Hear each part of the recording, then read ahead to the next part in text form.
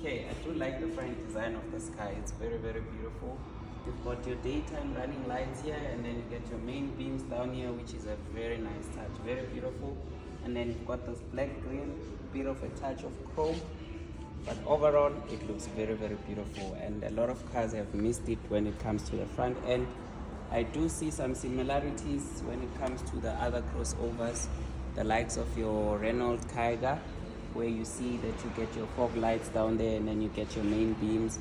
I think also even the VW T-Cross has like the same similar design, but overall the Suzuki has taken it a bit too high. It's a very beautiful car overall. I do like this color. I don't know what they call it. One day is one day. We'll review cars off the dealership floors. We'll get test drives or press cars so that we can drive the cars around and give you guys a very, very detailed reviews of these cars. You guys just continue to like, share the videos, and also subscribe to the channel, and the rest will be history. Ladies and gentlemen, welcome to yet another video. If you are thinking of buying a Baleno, you might want to think very hard before you go for it, because what Suzuki just dropped is too good to be true.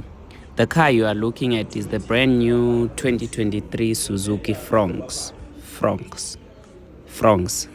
I don't know how you guys are going to pronounce this name, but it's the brand new Suzuki Fronx.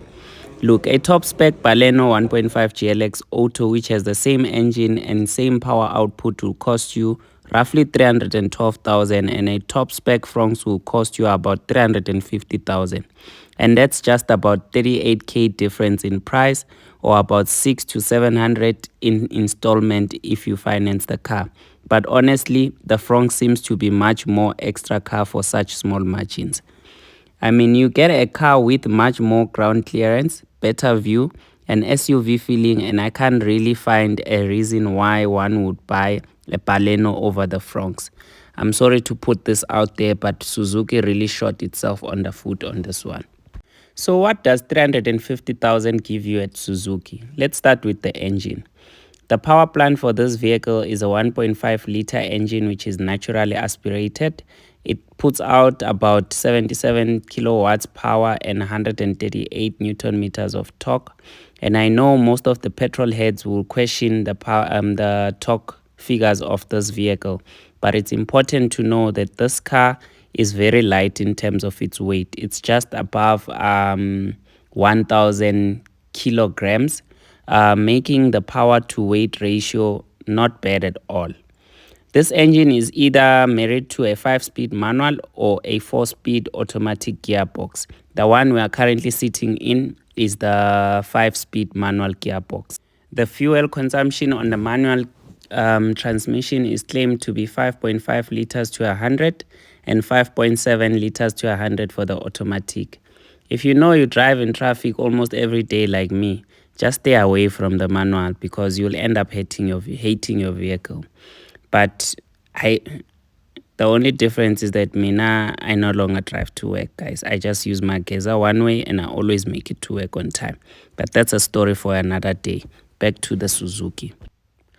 In terms of the interior, you get a dual tone dashboard and seats across the range. You get some nice leather touches on the GLX and cloth and plastic on the GL model, but it still looks nice though. The screen is smaller on the GL and bigger on the GLX. The infotainment system supports both Android Auto and Apple CarPlay, but the GLX takes it a bit further with the 360-degree camera and a heads-up display, as I'll demonstrate to you further in the video. The car shares the same engine with the likes of the Jimny and the Baleno, making it easy to source parts for those who want to keep the car for a bit longer. So you see, the screen here is a bit smaller because this is the GL, even though this one's an automatic. And you also don't get your heads-up display like you do get in the GLX, which is the top of the range model. So this is the lower spec, and the one we came from is the higher spec.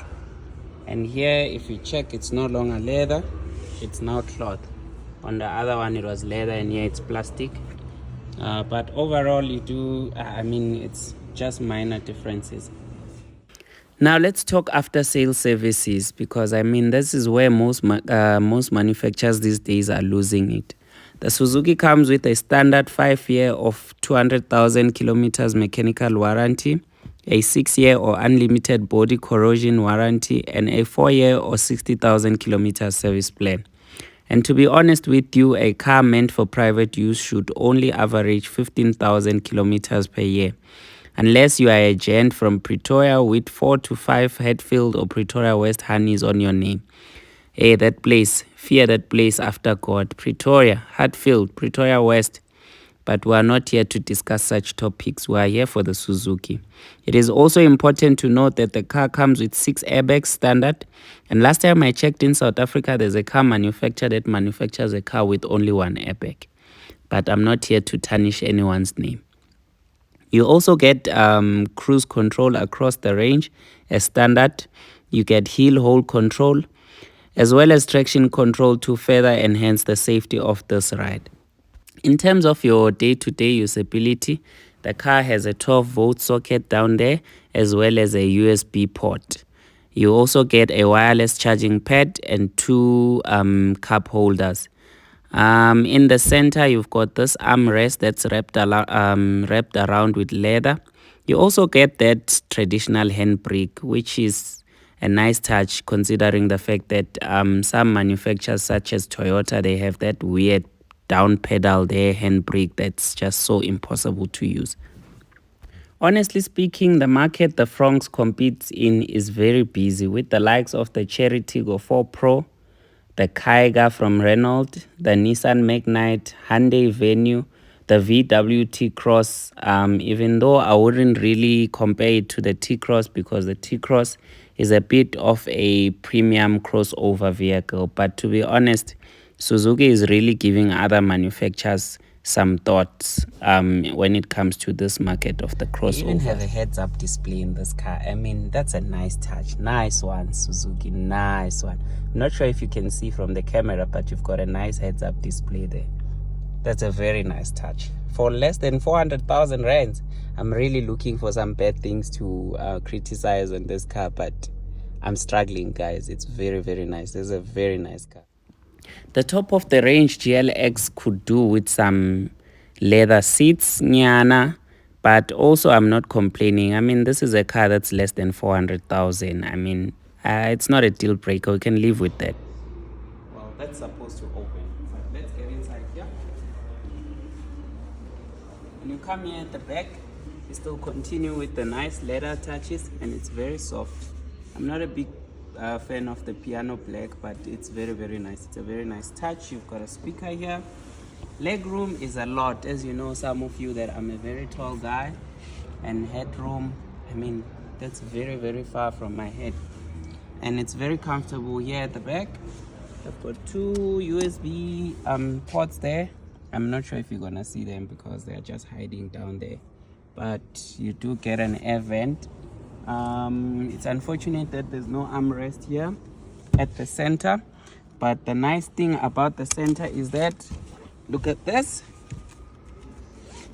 you do get a full third seat belt, if I can get it in. There we go. Yeah, and you can be safe in here at the back. And like I said, the car does come with 6 airbags, which makes it a very, very safe car for its price tag. Those who are driving the Kwid, please don't hammer me, but we do know that the Kwid only has 1 airbag. Eh? So the game of numbers, it goes without a say that this GLX model is the sweet spot in this vehicle. So on finance, you are looking at about 6,800 on the current prime lending rate of 11.75% for 72 months. But honestly, personally, I would put 25% balloon on that and just pay 6,000 every month for this car, because I mean, in 3 to 4 years, I would definitely sell this car for something else, as cars are continuously evolving.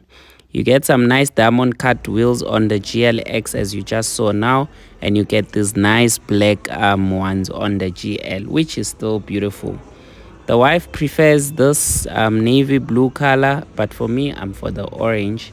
You guys, please let me know on the comment section below which one would you go for. I think there is a white color, there's this navy, there's this orange, there is also a maroon color which you are going to see just now. And then there is also a white color which I saw on the road on my way here to Suzuki. I'm not sure if it was a test drive, but yeah, overall this is a very good looking car, and it is really going to give other manufacturers a run for their money. Please do remember, my good people, I'm not a financial advisor or a sales executive. I'm just a pharmacist who's addicted to cars more than I am to doctors' ugly handwritings and prescriptions. I will definitely be seeing you soon on the next one. Please do engage in the comments below, like the video, and let me know in general what do you think of the Fronx. Please do let me know what car should we look at next. For now, thank you so much to the guys from Suzuki Kyalami. I'll see you on the next one. Cheers.